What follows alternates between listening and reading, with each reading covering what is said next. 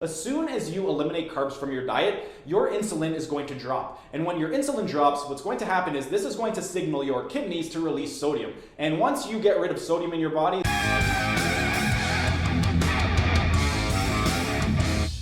hey everyone, thanks for tuning in and welcome back to another Sunday Q&A. Today's question is with regard to brain fog while on the carnivore diet. Specifically, what causes it and what exactly can you do to mitigate it? But before I start, you guys know the drill. Like the video, subscribe to the channel, hit the notification bell, ding ding ding. And if you don't want to watch the entire video, I will be including timestamps in the description so you can skip ahead to the section that you want. Now onto the topic at hand. Last week, I had uploaded a video with regard to counting macros while on the carnivore diet and if you need to do that. And on that video, I got a question from Emmanuel Sanchez. And Emmanuel asks, my main objective is mental clarity. I'm struggling on this carnivore diet. Sometimes I feel amazing and my mental clarity is the best it's been. Then I have days where I have severe brain fog.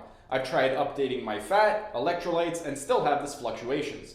Could use some help. I even added a bit of carbs to see if that would help, but haven't had much success. I'm doing 2-to-1 with fat and protein.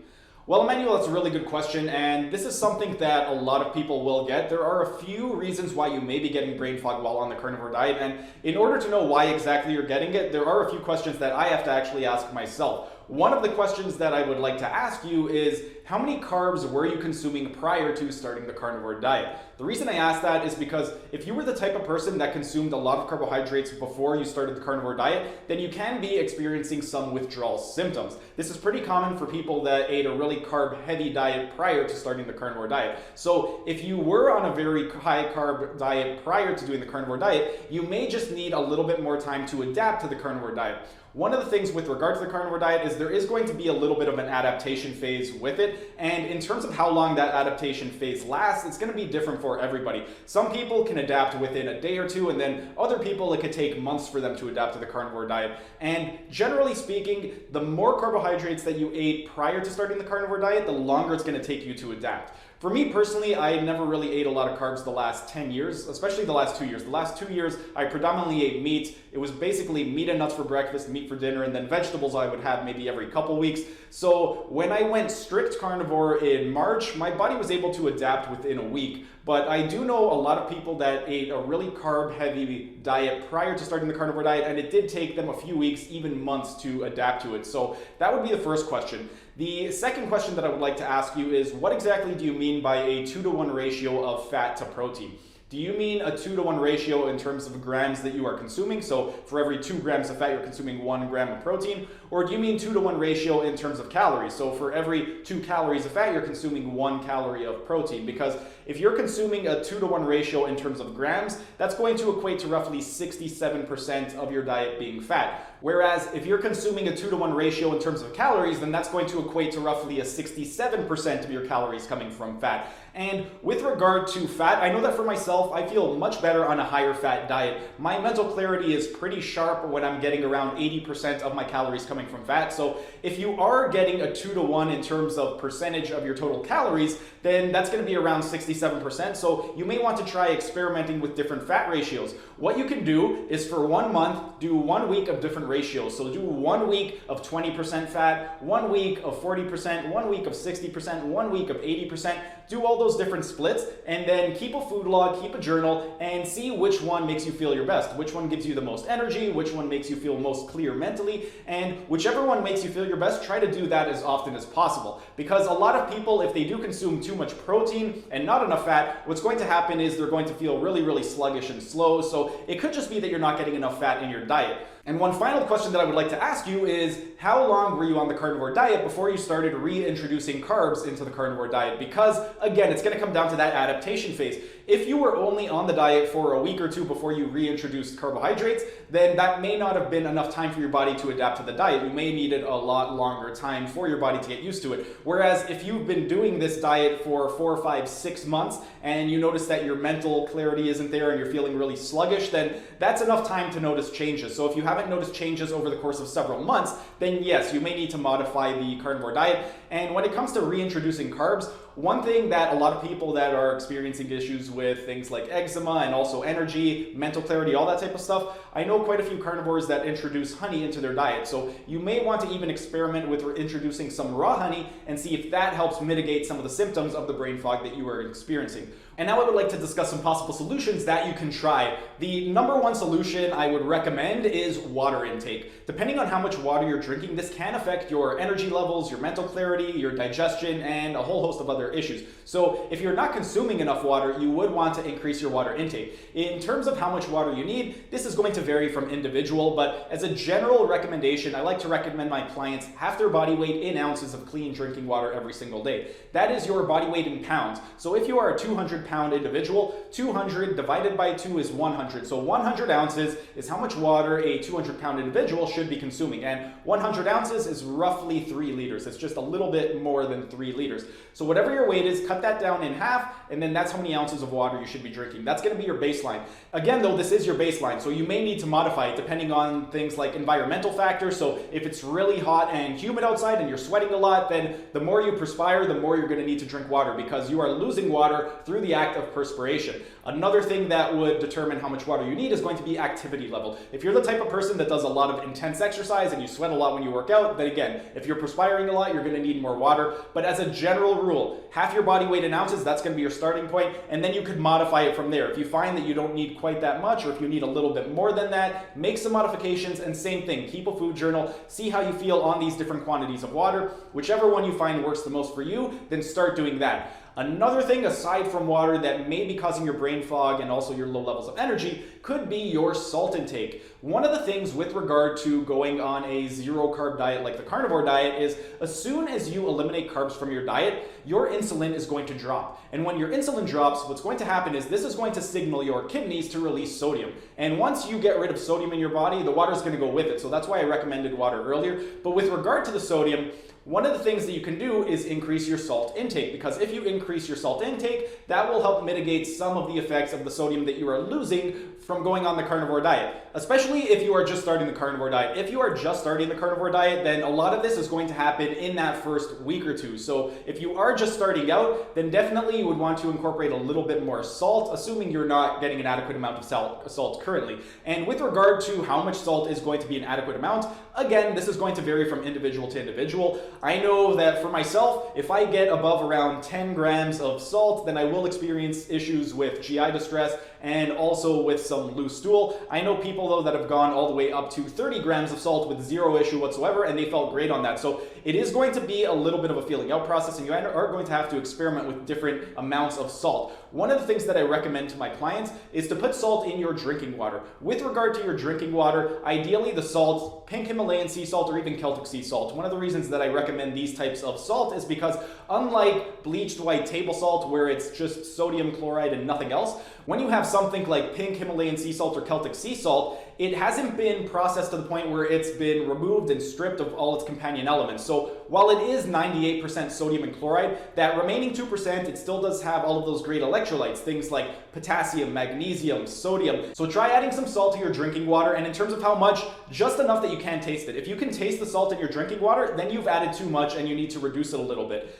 Put just enough that you cannot taste it. And if you're the type of person that likes to salt your food heavily, one thing that you can do, for me personally, I'm the type of person that likes to salt my food a lot. I used to salt my water over the last 10 years pretty much every single day, but I recently stopped doing this once I started the carnivore diet because I found that for me, I was consuming too much salt. And by consuming too much salt, as I stated, I was getting some loose stool. So I would rather have the salt on my food because it enhances the flavor of the food than put it in my drinking water, because as I stated, when you put it in your drinking water, you shouldn't be able to taste it. If you can taste it, you put too much. So I would rather put the salt on my food and be able to taste the food and make it taste more yummy than putting it in my drinking water where I don't taste it whatsoever. But it's going to come down to personal preference. If you don't enjoy salting your food because you don't like the taste of too much salt, then you may prefer putting it in your drinking water. But experiment with both. Put it in your water, see how you feel. Salt your food, see how you feel. You could try both, see how you feel on that, and see if that helps with your issues with regard to brain fog. And with regard to your electrolyte consumption, I know you mentioned that you just started experimenting with adding in electrolytes. In terms of the quantity, how much are you consuming of your electrolytes? For me, whenever I put electrolytes in my drinking water, I'll consume a bare minimum of 1 gallon of drinking water every single day. And in that, I'll put 5 milliliters of this concentrate electrolyte solution. It is called Concentrates from Manal. And that's the one that I've been using for the last 10 years. I really, really like it. And again, in 1 gallon jug of water, I will put in 5 milliliters. So if you are not putting in enough electrolytes in your drinking water, then you're not really going to be reaping all of the benefits. And one of the things with regard to electrolytes is a lot of people will tend to put less than what they actually need. So if you are only putting a few drops of electrolytes in your drinking water, then the solution may be as simple as just adding a little bit more electrolytes to your drinking water. I do 5 milliliters for every gallon, but experiment, see what works for you. You may find that using 5 milliliters in a gallon is too much, or you may find that it's not enough. Start with that as your baseline, and you can always go up from that point. It's always better to start low and gradually increase than to start high and then have to decrease, because if you do start low, you can always increase later, whereas if you start really, really high, you can get some adverse effects right off the bat, and you want to try and avoid that as much as possible. So start low, maybe with 1 milliliter, and every day just add it by a milliliter until you notice that you're feeling really good in terms of your energy levels and your mental clarity. Once you find that sweet spot, then stick with that and try to do that on a regular basis. And since we're on the topic of electrolytes, one of the things with regard to electrolytes is you are going to get a lot of these minerals in your food that you are consuming, but a couple things that you may not be getting enough of is going to be potassium and magnesium. With regard to potassium, bone broth is going to be an excellent source of potassium. So you could even try adding in some bone broth, particularly some beef bone broth toward the end of your day, or even just in general as the day goes on, and see if that helps. Maybe it's something as simple as just adding in a little bit more potassium, which you can get from your bone broth. And if it's not an issue related to potassium, then it may even have to do with your stress levels. Again, I've mentioned this many times, but in terms of stress, we have many different stressors. A lot of people only think of mental stress, but we have tons of different stressors. We have physical stressors, mental stressors, nutritional stressors, thermal stressors, and all of these different stressors, our body is going to react the same way. The way our body reacts on a physiological level is whenever we are under stress, our body is going to secrete the hormone cortisol. Cortisol is your stress hormone, and it gets secreted whenever you are under stress. And it doesn't matter whether you are under stress because you just got out of a bad relationship, if you're under stress because you have a ton of bills to pay, or if you're under stress because you just did a 5-hour cardio session that your body was not capable of handling. When your body is under stress, it is going to secrete cortisol. And one of the things that you could do to help to minimize that would be to incorporate something like a magnesium supplement. With regard to magnesium, one of the things that's going to be really beneficial about it is magnesium is going to inhibit the adrenocorticotropic hormone. Adrenocorticotropic hormone is the hormone that signals the adrenal glands to release cortisol. So if you can consume a little bit more magnesium either from your diet or from supplementation, then that magnesium is going to inhibit that hormone a little bit, and that is going to help stabilize your cortisol levels. With regard to cortisol, cortisol is something that your body naturally produces, and you need it to survive. So cortisol isn't a bad hormone. The problem is with chronically elevated levels of cortisol, because ideally your cortisol should be high in the morning, and then it should start to go down as the day progresses. And that is the cycle of cortisol in your body. The problem is a lot of people with the lives that we live right now are under chronic stress. So because we are under chronic stress, our cortisol levels are constantly going to be elevated. And if your cortisol levels are constantly elevated, this can have a ton of implications on your physical, mental, and emotional health. And a few other things, if you don't want to go the route of supplementation, for me personally, magnesium is something that I used to take all the time, but as soon as I started the carnivore diet, I noticed that taking magnesium gave me a little bit of loose stool. So I haven't been taking magnesium ever since March.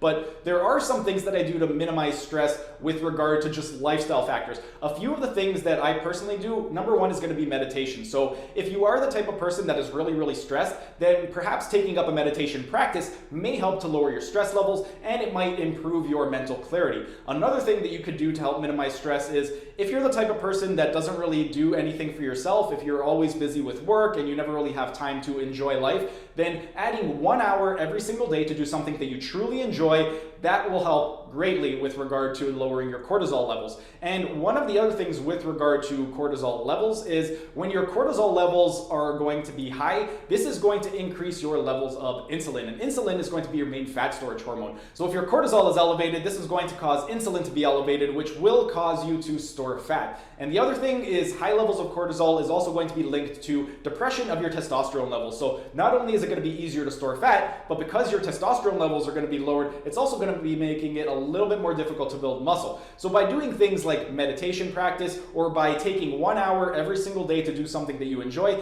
this can mitigate some of the effects that cortisol is having on your system. A few other things that you can do to help lower your cortisol levels, aside from supplements, meditation, and doing things that you enjoy, you want to try to minimize all the different stressors in your life that you can. Some stressors are just going to be unavoidable. If you're really stressed at work and you have deadlines and things like that, you can do things to help mitigate them, but at the end of the day, your work stressors are going to be there. The things that you can do that can directly be managed by you are going to be nutritional stressors. At the end of the day, what you put in your mouth is completely up to you. So that is a stressor that you have complete control of. If you are the type of person that you are really stressed out and then you are eating poorly, that's going to be another stressor on top of all the stressors that you're already experiencing, and this could lead to elevated levels of cortisol, which will lead to all the issues that I just stated earlier in this video. So try to manage cortisol as best you can by doing things like taking up a meditation practice, doing something that you enjoy for 1 hour every single day, and also by minimizing all those other stressors like nutritional stressors by consuming foods that are going to be optimal for your body. If you've done all of these things and you're still finding that you are getting brain fog, then the solution may be something as simple as increasing your meat consumption. This is another mistake that a lot of people do when going on the carnivore diet for the first time. A lot of people, they tend to underconsume calories, and with regard to calories, calories is how we get our energy, because for every calorie that we consume, that is going to be a unit of energy that we are able to utilize. So if you aren't consuming enough calories, then you could be getting low levels of energy from that, and if you have low levels of energy from decreasing your calorie consumption, then that could also lead to issues with cognitive impairment, because if you're really, really hungry and you're not getting enough, then that's going to affect neurological function. So by incorporating more meat, if you're not consuming enough, then that might be able to mitigate some of the effects of the brain fog. Now, this is assuming that you are not consuming enough meat. If you are consuming an adequate amount of calories, if you find that your weight is stable, or if you're trying to gain weight and your weight is increasing, then keep doing what you're doing. But if you find that you are not trying to lose weight and you are losing weight, then you are not consuming enough calories, try increasing your meat consumption, as this may be the one thing that you do that may be able to help you with your brain fog. And then one final thing that I would recommend that you do is pay attention to the different cuts of meat that you are consuming and see if any of them give you any adverse reactions. So you may have a food intolerance to one of them or more of the cuts of meat that you are consuming.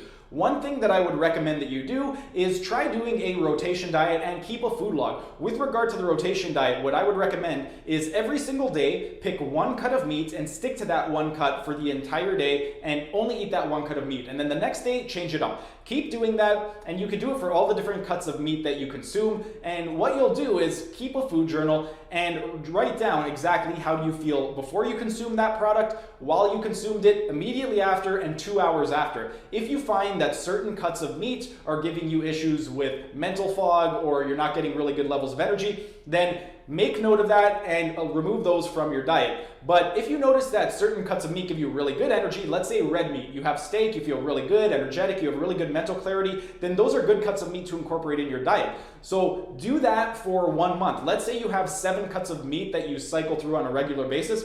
Every day of the week, pick 1 cut of meat and only consume that. And do that for 4 consecutive cycles. What you do when you do that cycle is, if you find that a food makes you feel really good or it makes you feel really bad, that could just be an off day for you. So by doing it 4 consecutive weeks in a row, what you'll find is, let's say every Monday you have ribeye steak, and every Monday when you have ribeye steak, you feel really good energetically. You know that chances are the ribeye steak is going to be really good for you because it gives you really good mental energy. However, let's say every Tuesday you have medium ground beef, and every time you have medium ground beef you feel a little bit sluggish, then you know that it's probably the medium ground beef if it's happening every single Tuesday when you consume that product.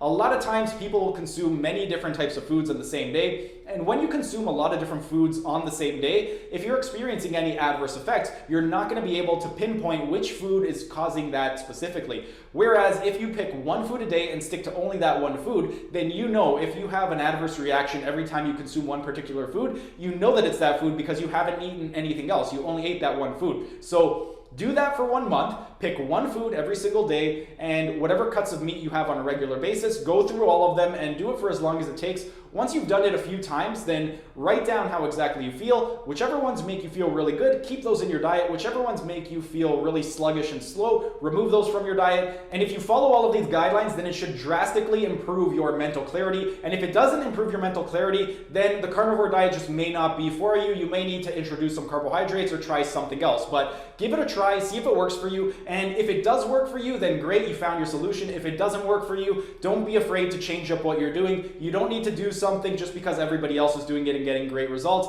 It might not be for you, but give it a try, see if it works. If it works, I hope that helps. But that's pretty much it for today's video. If you enjoyed the video, be sure to smash that like button so I know to make more of these types of videos in the future. And if you're either new to the channel or haven't subscribed yet, be sure to subscribe to the channel and hit the notification bell, as I will be uploading new videos every single day. That's it for today's video. Thanks for tuning in, and I will see you again tomorrow.